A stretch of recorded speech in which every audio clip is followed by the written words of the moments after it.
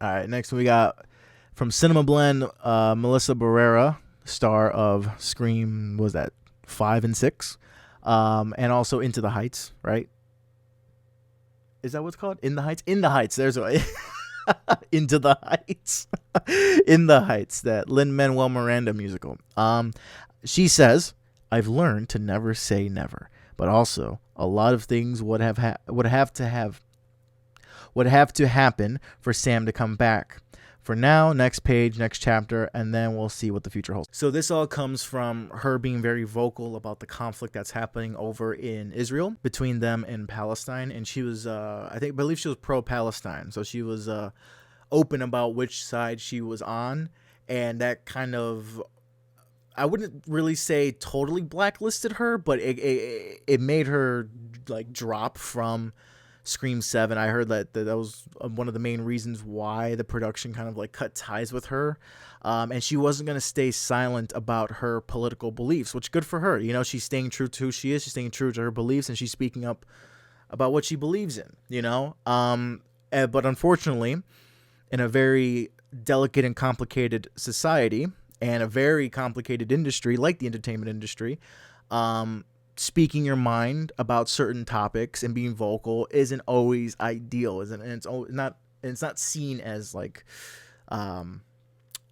proper, in a lack of a better term. It's not seen as proper table etiquette, if you catch my drift. You know, gotta know how to read a room in terms of what you talk about and what you bring up with people, right? So that's really, really, really the case in the entertainment industry. And if you're vocal about certain things that are against certain people's agendas and the way they want to, you know, portray themselves, then of course they're going to be cutting ties with you, you know, unfortunately. But she's finally speaking out about if she's going to return, and after being fired from Screen 7, she reveals whether or not she could ever return. And like she said, there's a lot that would have to happen for Sam to come back and for her to come back. So as of right now, it is not 100% that she's going to come back anytime soon. I think she's probably going to be done with this franchise. Hopefully not horror in general. I do like her in horror movies. She has a great terrified face. Like, she really acts really well as a scream queen. That final girl vibe. Like, she really is a final girl in a horror movie. So I hope she doesn't like stay away from the genre altogether. But in terms of the franchise, yeah, she is done. I honestly think this franchise should have ended with Scream 4. I saw 5 and I saw 6, both in theaters. But I was way less excited to see 6 than I was 5. I wasn't really that excited to see 5, but I knew they had the old cast coming back and they were going to introduce the new one. And so I knew what to expect. But I was definitely way less excited to see 6 than I was 5. But I remember watching 4 in theaters. I was, I think, 11 or 12 years old. And my cousin and I grew up watching horror movies. Specifically the slasher movies. So all the classic slasher monster movies. Like Halloween with Michael Myers, Freddy Krueger, Nightmare on Elm Street, Jason Voorhees, Friday the 13th, Leatherface, so on and so forth. Hell, we even goofed around about Leprechaun from here and there, you know. So we were really into our slasher movies. And of course, one of our favorites that kind of topped all of them was Scream. We absolutely loved Scream. Just like 100% absolutely. And we always got a kick out of it because we knew Shaggy from Scooby-Doo was in the first Scream movie and he was Ghostface. So, yeah, we absolutely loved Scream. Scream's a part of my childhood. It's part of the reason why I'm a huge horror fan. And I really think when Wes Craven unfortunately passed away, I thought that was it for Scream movies. And I was okay with it. As a Scream fan, I'm like, that's cool, man. We don't need to go back to Woodsboro. We got 4 great films, 4 fun films. That's the most anyone could ever ask for. And all 4 films were done by the same director. They're all Wes Craven directed films. So you know that was like legit. That's a legit film series that you could watch from the first entry to the 4th. And you can kind of feel like, yeah, this is like one whole story. We're good. But Hollywood being Hollywood, they're going to make that money. Scream is a very popular franchise, a very popular IP, a very popular look. So, of course, they're going to be making money off of this. So when 6 came out, it was great. It was good. It wasn't great. It was good to the point where, of course, it was going to get 2 more sequels. But when it comes to Scream 7, it just seems like it's falling by the wayside, man.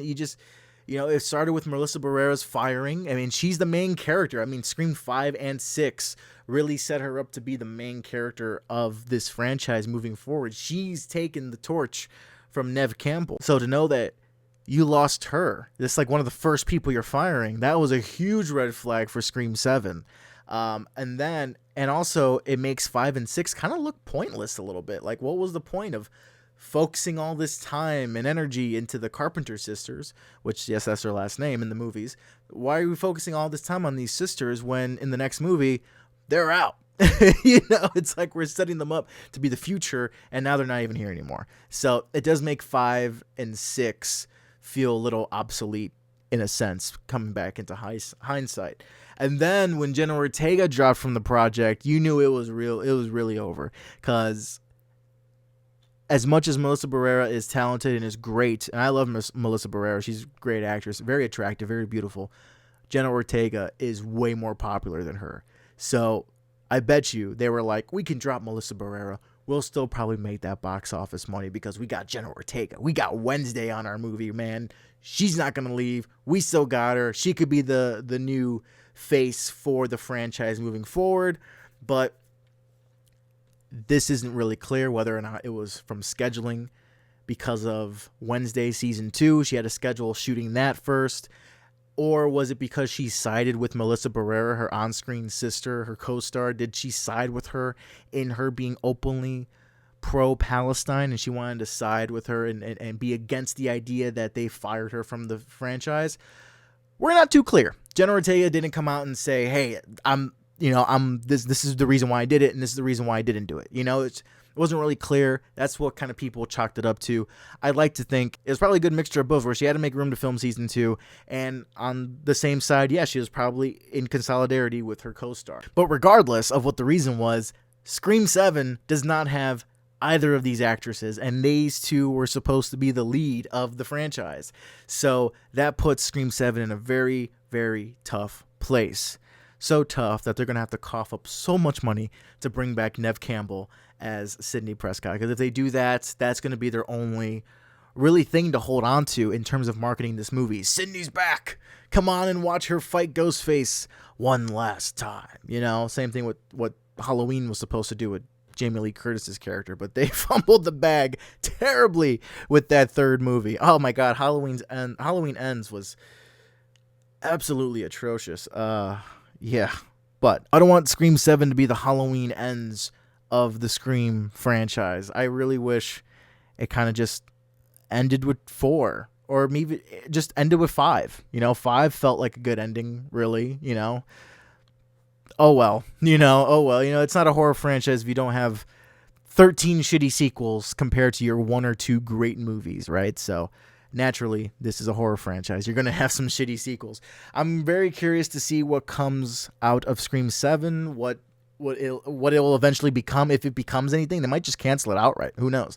And I'm very curious to see if Melissa Barrera gets more work after this. I hope she does. She's a great actress. I saw In the Heights, and she was very talented in that. Very, very eye captivating. So she has gravitas when it comes to screen presence and talent. So despite her political views, however people may see that as problematic or not, I don't see it as problematic. She should get more work. I hope to see her get more work. So I wish her all the best, man.